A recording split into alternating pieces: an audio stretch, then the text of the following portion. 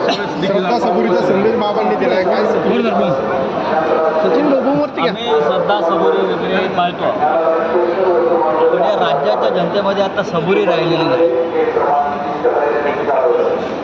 काही दिवसापूर्वी ते एक अधिवेशन झालं, तिथे सातत्यानं राजकीय पक्षांचे अधिवेशन होतं. राष्ट्रवादी काँग्रेसचं झालं, भाजपचं झालं, आता काहीतरी अजून एक अधिवेशन होणार आहे.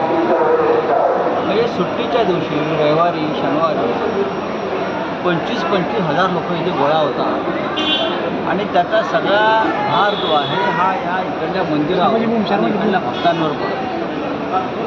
हे कुठेतरी थांबायला अनेक भक्तांनी माझ्याकडे तक्रारी केल्या, शिवसेना भवनात येऊन गेल्या.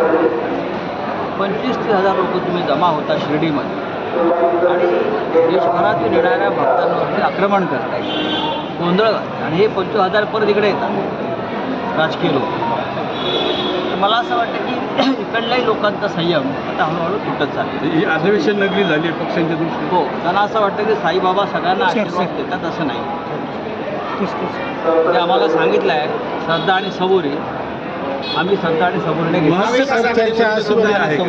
नक्कीच नक्कीच महाविकास आघाडी कायम राहील, तुम्ही चिंता करू नका. हिंदी में